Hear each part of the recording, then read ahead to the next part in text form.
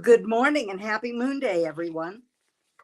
If you are actually tuning into the live stream, please let me know that you're here and say hi in the comments. And of course, there will be a replay on YouTube and Facebook following this. So like me, comment, follow me, share me. I love it when you do. And sharing, I mean, that just, wow, that's the way that the word gets out there. And if you enjoy this and it uplifts you and informs you, elevates your spirit, that's what I'm hoping for. That's what it's all about. So the pace picks up this week. It's been picking up, right? Can you feel it? And we're going to be talking about that because February is the month that the momentum builds and we start to feel the big shifts coming in March. 2023 is going to be a very different year, but we will be asked to glean the wisdom from the lessons in order to move forward and create the love revolution that we all are part of. So speaking of that, we're going to begin, of course, with the heart drop. So put your feet on the floor, palms up in your lap. Feel your sits bones on the chair you're sitting on, supported. Feel the energy of your feet connecting with the earth. You know you have your own personal earth star 3.5 feet below the earth wherever you walk. That's why wherever you walk is sacred space, that sacred connection. And begin to just be aware of the breath as it comes and goes. Gently close your eyes. Where is the breath in your body right now? Is it up in your chest? Are you taking beautiful, delicious full breaths where your belly's moving? Welcome the breath on the next inhalation. Inhale through your nose. Exhale through your mouth. Being aware that your cells are being enlivened with prana, the life force from source, from your fingertips to the top of your head, from the tips of your toes on up through every part of your body. All those trillions of cells are dancing with joy because you are breathing a breath of awareness as that prana comes in to enliven every cell. And on the next breath, as the breath comes to the top of your head, see white light pouring down through your crown chakra. And as it comes down on the exhalation, it cleanses every one of those trillions of cells. If there are any challenges you're dealing with, know that the white light is purifying and moving those and any negativity right out of your body.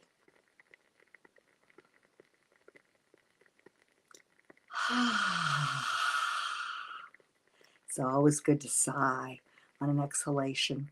Releases a lot of stuff. And as we know, sound heals, right? Sound creates, moves faster than light. Sound creates light. Did you know that? Yeah. So on the next inhalation, all the way up. And on the exhalation, let the awareness, that your thoughts, that thinkety think drop. Just let it move on out as your attention drops behind your facial mask, through your throat and neck, down through your chest, coming to rest in your heart. And begin to breathe in and out of your heart. And on the next inhalation, breathe in some beautiful rosy light. Self-love. See the well that is that beautiful heart of yours, every chamber filling with this rosy glow of self-love.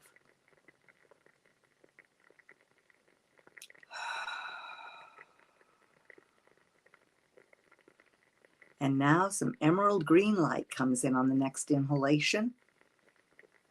The ray of healing. Beautiful ray of Gaia, the earth. So you have self-love and the emerald ray that heals the heart and opens it to love again. So a few more breaths in and out of your heart. And now that rosy and emerald light moves to fill every cell of your body. Yeah, feel the cells quickening even more with that beautiful heart energy. They know they are loved. And now the energy moves out through your skin, filling your auric field, filling the room that you're in with love, love, love.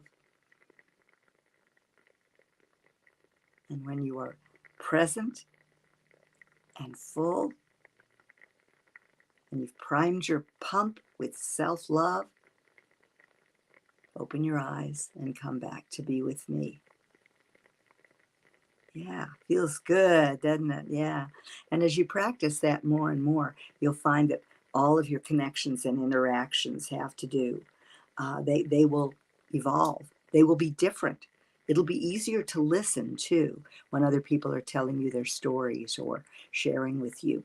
Check it out. Find out how that works for you, and comment. Let me know if how that's working for you.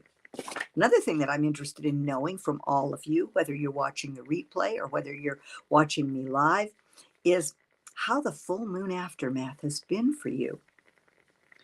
That's really what's picking up the pace, among other things. This week we have several planets taking a meeting, so that'll be interesting, and I'll be going into that. But we had a real outpicturing, so to speak, of that T-square. Uranus in Taurus, the moon in Leo, the sun in Aquarius. Because Uranus, which, as I told you last week, ruled the full moon, really. It had the final say. And it rules earthquakes and volcanoes and awakenings and shocks and surprises and, the unpredictable, out of the box thinking, which Mercury moved into Aquarius yesterday, encouraging some out of the box thinking, and to be open to freedom of thought, to dedicate yourself to an awakened consciousness, so to speak. But we really saw in Turkey and Syria that full moon, the effect that T-square could have. So, send some love and blessings to Syria and Turkey, because that's an opportunity for all of us to feel more compassion, to tap into our love for humanity, and to, send blessings to all those who have suffered so much loss in that part of the world. Could happen to anybody, anywhere, with these energies that are afoot now. And also in your own life, have you been having some earthquakes? Has the ground underneath your feet been shaking? Because the earth also has to do with volcanoes and changes and things like that. And when you have a T-square in fixed signs, it guarantees change. So, hi, Lissa. Hello. It has been a while. It's great to see you. Hello, Mary Lou. Good morning. Lovely to have you here. And Kat D, wonderful. You're excited. Good. It's really a time to be excited with this year. Oh, thank you, Lissa. Sending love and blessings. Thank you so much. Warms my heart. Definitely does. So, this is the thing. We're all going through this. One planet, one people. That's really what we're moving into in this time. And as we begin the week, today, the moon is in Scorpio. It's going to be moving out of Scorpio pretty soon. But this full moon T-square, when you have a fixed T-square, that's all those squares, that's about as explosive as it can get. So, like I said, an example of that is Syria and Turkey. But acknowledging the earthquakes in your own life and knowing that the ground beneath your feet is shifting. The old patterns, the old way of being is shifting. The old paradigm is fear. The new paradigm is the new earth and love. We're all patterned deeply with fear, survival, lack. That's the patriarchy. It's the old way. but it's had sway for thousands and thousands of years. But we're seeing it break down, and more is coming, especially as this year moves on and we approach 2024. And with the new earth, it's an inside job. And we've got, as I mentioned, some momentum. We're picking up the pace this month, getting ready for big changes ready to happen in March. So yesterday, Mercury moved into Aquarius and Pluto moved to the final degree. It's called anorectic or critical degree. And it's like a culmination of everything that's gone on since 2008 while Capricorn was in that sign. And it takes us back, just so you know how potent this is. First of all, it signals the end of the patriarchy because that's tradition. It's the end of the idea of the 1%. And the way that the power brokers, the Capricornian power brokers have worked is through the internet. And so that 1% is Facebook, Google, Microsoft, all of that. So these goats that have reached the top of the mountain, so to speak, Capricorn style, are going to see that mountain crumbling underneath them. And I see some people on YouTube that are just like applauding, that are really happy at other people's distress, at their collapse. But those people are playing out, oh my gosh, Dina, happy birthday, happy birthday to you. Yeah, happy birthday, Dina, and welcome. And so as we watch this, remember, frequency, feeling, the source doesn't care, really what you see, it cares how you feel, because your feelings create. So if you are in judgment, if you are in glee over someone else's demise, just be careful, because as I've mentioned before, judgment closes your heart and love opens it again, because these people, these big icons they are playing something out for us in this movie that is our lives. And so there's a part of us that can be grateful for that they are, they're really, really playing out the old way and the traditions and the old way of using power that is coming to an end. And it is white men, right? I mean, that's old white men, Capricorn. So that's what we are seeing, the demise. And we will see, because the thing, when you get to be older, and, I just had a birthday, and I want to thank all of you for all of your wonderful messages. But I've been on the planet a while now. So you either change and adapt and think and act out of the box now. And, the older you are, the deeper your programming is, the longer you've lived according to that program. But you have to be willing to evolve, to stay, if you want to stay, and to get on purpose, to align with your purpose and your vision. And that's what this cycle has been all about. So this anorectic degree of Pluto and these last 3 degrees of Pluto take us back to 1777. And that was when the end of the British Empire's rule over us was coming to an end. So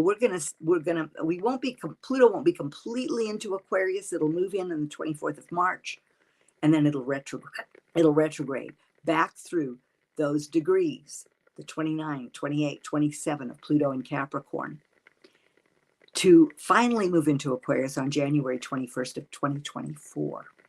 So you'll be retracing the ground and seeing what you've been called to eliminate, and where you've been called to look at different perceptions of power and how you will be self-empowered as we move forward.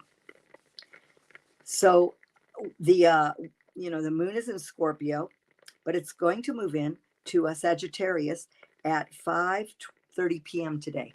So this is always a big shift to me, because Scorpio is emotionally intense, and its promises transformation. It deals with death, rebirth, taxes, inheritance, the heavy stuff of life. But it also promises transformation. And it reminds you to stay on your eagle's perch, to keep that view, that bigger overriding view. Yeah. I hope that Dina sees that from Cat D. Lovely. Or maybe that was for me. If it was, thank you so much. I'm really looking forward to this year. I hope you all are too. It is a time to be very excited. It's a time that we were all born for, and we're still here witnessing it and being, helping in the creation of it. So it's very exciting. At 8 a.m. earlier this morning, we moved into the last quarter phase of this cycle. And so it's time to take stock. Take stock of what's been going on, and just of the whole cycle, all the changes, and really what did occur for you under that full moon. What's unfolding? Where did you find that ultimatums didn't work? Where you really, really needed to drop into your heart and find new ways to communicate with all of those fixed energies. The adolescent within us, the one who is self-expressive and creative and moving that energy, that having that enthusiasm and play and fun and curiosity of an adolescent, but being willing to take those individual gifts and desires and move them into the context of service to humanity and to your vision and come from the heart. And then, of course, Aquarius, the whole cycle has asked you, what is your vision? The key word, as I mentioned, for this cycle is envision. Be the visionary. And how are you going to walk that vision? How are you walking that vision with your thought, your words, your feelings? Be that vision now. It'll make you really happy. And, take time to craft your vision in every area of your life for 2023 and beyond, the world that you envision.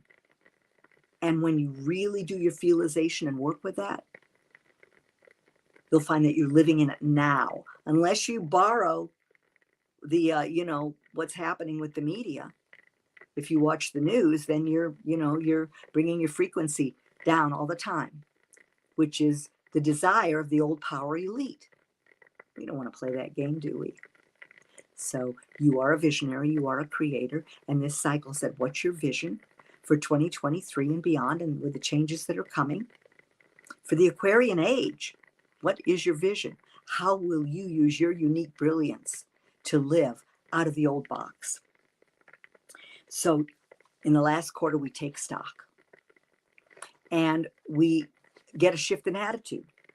Is our attitude and all the things I mentioned aligned with where we want to go and the way we want to live and the world we want to see and live in within ourselves? Because the new earth begins within us first, right? The love revolution begins within us first. And, it's interesting. The Course in Miracles says love brings up anything unlike itself.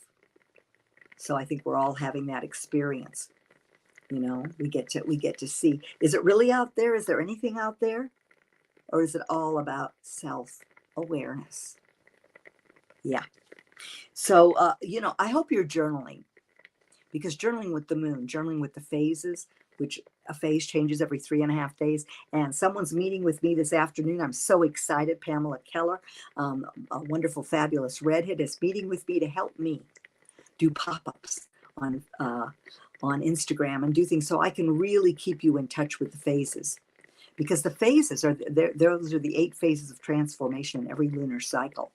And that makes journaling with the moon easy, because you can journal. If you journal every 3.5 days, if you journal when the phases change, start that way.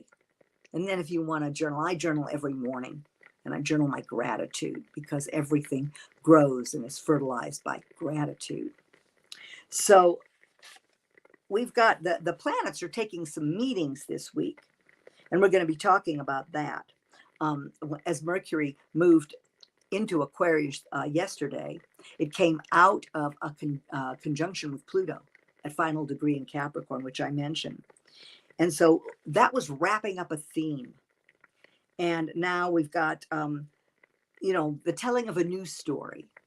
And of course, it's aligned with your vision. So that's a wonderful story that you're beginning to tell, and you're supported by Mercury, the planet of thought, the communicator. Out of the box thinking is encouraged. And also maybe even galactic connection. Just be sure that who you're calling in is the Galactic Council or Federation, or, beings of the light, ascended masters, galactic beings. Yeah. And then tomorrow, Valentine's Day. Yeah, you get to practice your heart drop all day long.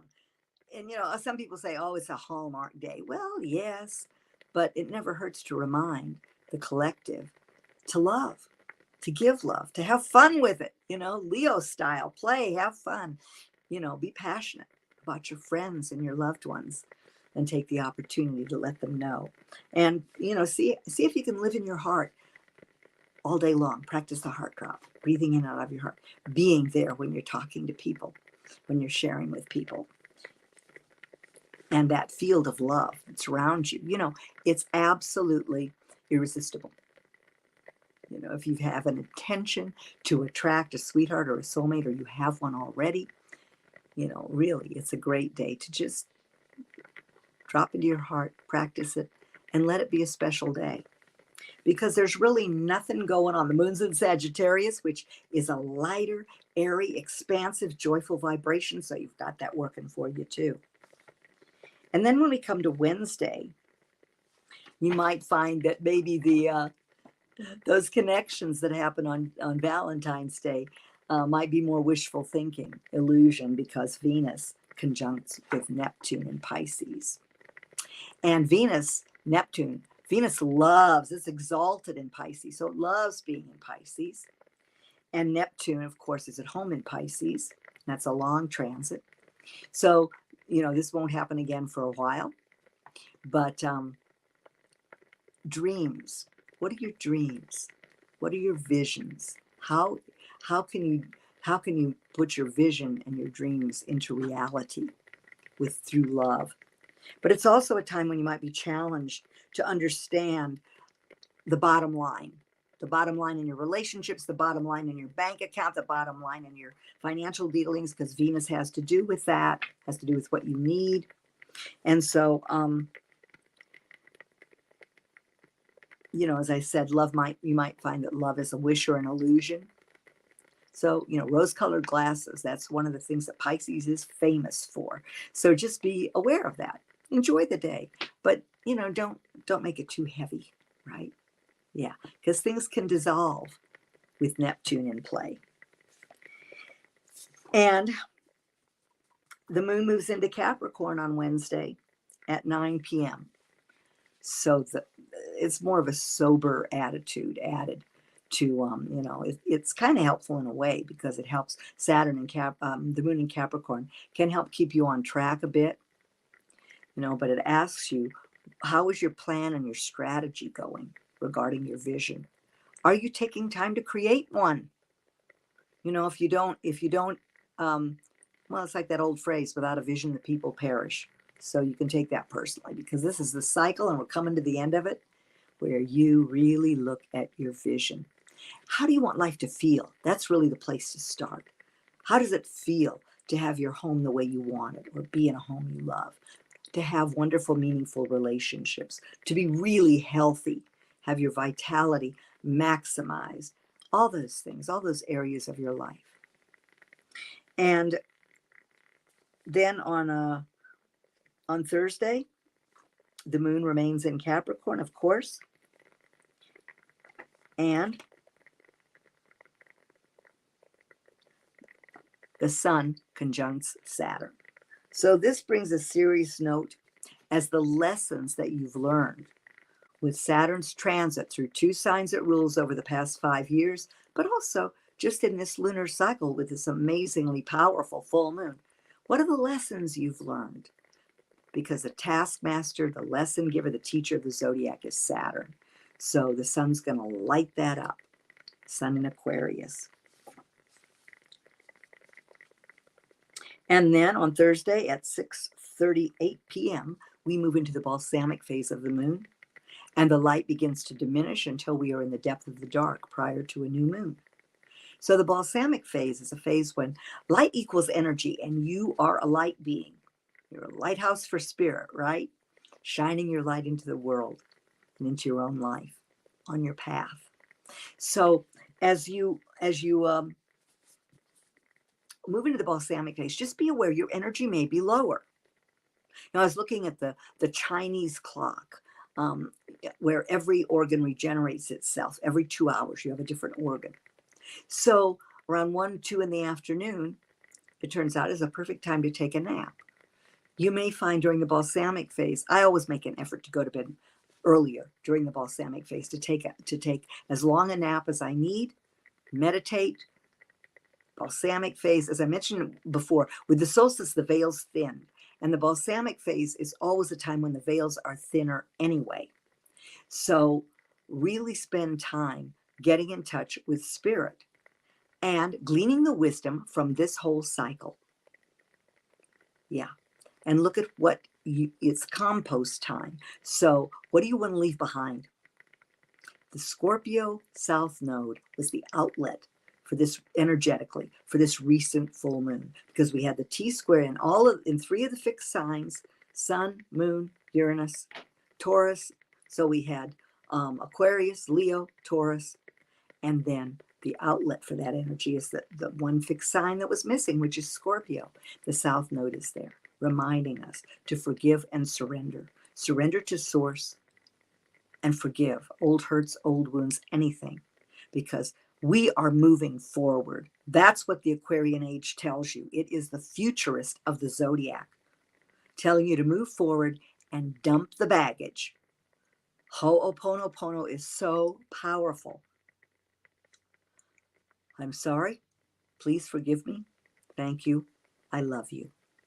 And if you've had an altercation or something has happened, direct it towards any altercations, any situations or experiences. Can be people, can be a situation. You don't have to. The monkey mind might tell you, well, no, I'm not letting that go. I'm not forgiving because they did this to me. Nothing happens to you. You're a creator. So forgive, clear the slate, eliminate it so you can reclaim the energy for the rest of the year that's coming, for these amazing shifts in energy that are on their way. And those of you who have a lot of fixed sign energy, you're going to get a get out of jail free card come March 8th when Saturn moves forward. Now, again, not like a rocket, more like a locomotive, but it's going to move into Pisces. So the mutable areas of our lives will be taking a turn, having a little challenge, but it will not be what we've been under. So it'll be great for fixed signs, especially Aquarians, right? Yeah, we're all looking forward to that. I can tell you I am. And so then on Friday, the moon moves into Aquarius. So you're in the balsamic phase, it's moved into Aquarius, and you look back at this cycle. What were your intentions? How have they unfolded? You might find that there were some radical changes regarding those intentions. How have you incorporated those? How are you walking those?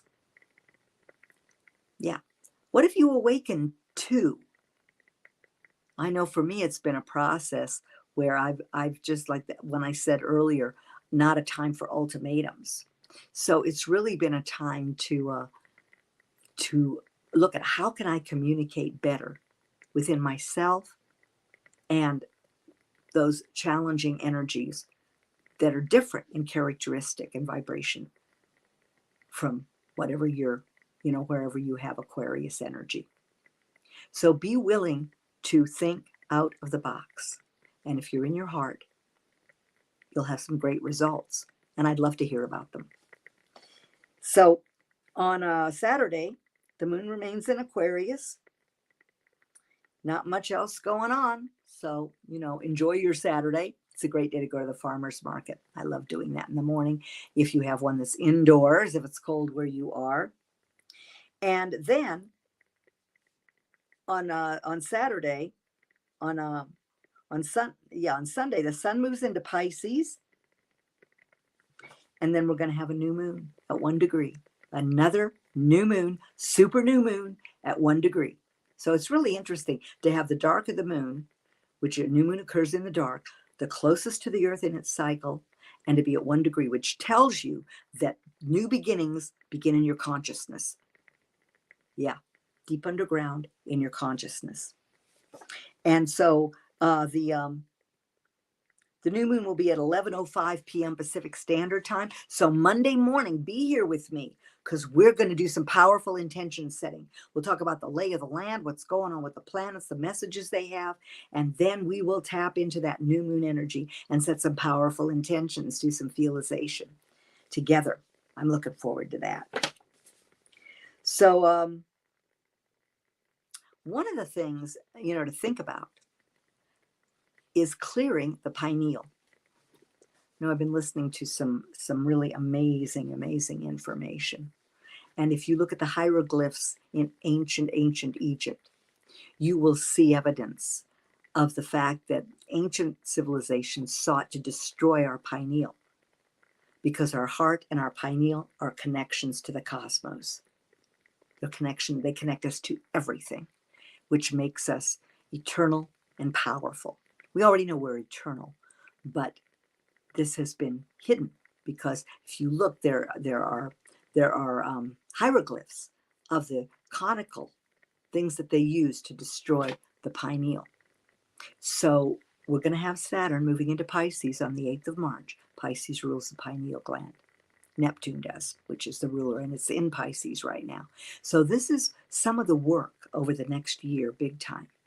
If you find that your third eye is clouded, it's because in this lifetime it can get crystallized, right? Because we are not told to connect for our marching orders. We're told to think, to figure it out. And you don't want to figure life out, you want to live it. Connect to source, go with the flow, tap into the river of life that has all your dreams and desires right there. And if you want to know the right timing for everything, of course, as we move into this year and really navigate these energies for your highest good and greatest joy, make an appointment for a reading. It's a perfect time to, as you do your visioning and how you're going to make your dream real, which is part of this new moon message. A reading, it's a perfect thing to have right now so that you know the right timing for everything. And so you know how to personally tap into these planetary energies. So one of the ways that you can break down the crystallization of the pineal is through sound. So you can go on YouTube, you can look at different places, and you will find the frequencies of sound that help you do that. I think it's very exciting. Yeah. Can you imagine a world, a whole new earth with people with their third eye open, where the telepathy, all these wonderful, wonderful gifts that are part of being in the human species are unlocked? Yeah, that's going to happen. It's happening now. We just, we have an opportunity to speed it up a little bit and be more aware. So are any of you working with this sort of thing to dissolve the crystallization that's in the pineal? I hope you are. If you are, let me know in the comments. So that's what's happening this week. And, it's exciting with the Aquarius cycle coming in to an end. Community, diversity, equality. These are some of the words that Aquarius highlights.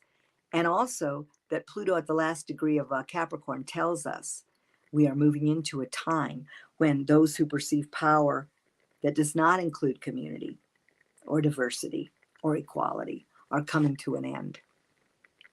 Let me see this. Yes, Facebook user. You should message me because there are tools and techniques to do exactly what you're talking about. And one of the things that I love doing with my clients is visioning, creating that vision, helping you create that vision, and having the right timing for your vision to unfold, and also having the tools to walk it. Yeah, because oftentimes we could use a little help with that, right? And the energy blueprint, that's what your chart is. Your chart is your energetic blueprint, and the chart evolves just as you do. So I know I was looking up, I was having fun looking up the critical degree of Capricorn, what different astrologers had to say about it. Astrologers that I enjoy checking in with. And one of the things that, to remember is the rich don't always win. Yeah, that's the message we're going to see coming forth as that mountaintop crumbles underneath those old goats that have made it to the top, right? So that's pretty much what I have for you this week. Ask yourself what frequency you're broadcasting. Oh, interesting. Okay. Interesting. Drinking distilled water to decalcify glands. Yeah, that's interesting. And, the thing is, you don't want to stay on distilled water forever because you need those minerals. You need the electrolytes. You need all kinds of things. But that's an interesting thing to drink distilled water to decalcify glands. And I'm sure there are herbs and supplements you can also, and food, different foods. But sound is very powerful as well. So thank you for sharing that. I saw that comment briefly. So ask yourself, are you broadcasting the frequency of love or fear? And I find when people gossip, when they're into their drama, when they just keep repeating it, when they live from their drama or they live from their health challenges, they perpetuate patterns of fear and they don't even realize it. You know that old phrase, love conquers all? Let that be your mantra this week and drop into your heart and be the love that you are. Hi, Elisha. Aloha. Be the love that you are. When we leave this body, all there is love. That's what we're created from in earthly terms. So there is, beyond this body, there's no fear. So why not move into that now? And just love, love, love, love, love, and stay in the present moment. Now, this is the biggest programming deceit that's gone on, other than the fact that, we were told that we were flawed. No, we're not flawed. We just don't have all of our gifts available. And that's why we need to clear that pineal and connect to our hearts and just start to live in a different way, trust our guts, all of those things. Balancing our chakras, balancing those energy centers.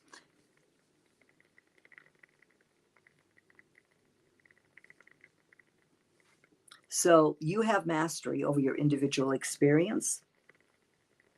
You are the movie and you're the projection booth. So just be aware of that. Enjoy the movie. I don't like to go see horror movies. I like uplifting movies. And that's pretty much what my life is. So manage the intensity that you might feel during these times. Music, move, dance. Pisces rules the feet. It's going to remind you to dance. So at the end of the week, remind yourself, if you haven't danced through the week, to dance through the week. And I will look forward to seeing you on Monday for some new moon fun. Yeah, Pisces is the poet of the zodiac. It's a beautiful, beautiful vibration. So we take our humanity, which was emphasized in this cycle, along with circulation and the ankles and electrical impulses. And here's an interesting fact. The fella who wrote the book on Earthing was talking the other night, and he was talking about how in the 60s, we stopped wearing leather-soled shoes and we stopped going barefoot. And that if you stand barefoot on the earth, because you are electrical, you are an amazing electrical being, that you then become one with the earth immediately. And it can heal anything, because none of the inflammation, for instance, which is the source of all our dis-ease, doesn't exist in nature. But if you put your feet on the earth, it's kind of ungrounded electricity. So that's one of the things. Yesterday, I went out and just stood on the earth. I found some of my shoes that had leather soles because it's cold. I'm not ready to go barefoot on the earth yet, but I will be. And so that's one of the things that Aquarius reminds you of. Its glyph is waves, two waves, one on top of the other. And that reminds you, Uranus rules electricity. It's the ruler of Aquarius. And in Taurus, it reminds you that you must ground yourself if you want to be part of the creation of the new earth. So if you can turn off the electricity in your house earlier, as we come to the end of this cycle. Go to bed a little earlier. You'll find that you're probably more rested. And if you connect with the earth, if you're aware, and you hop on the grass or hop on the earth when you're out walking, just feel that energy come up into your body. So that's it for today. As I said, if you want to message me, comment, share me. I love that. And I love you. And you know how I love you.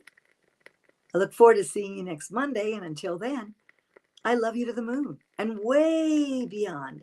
Have a beautiful, love-filled week.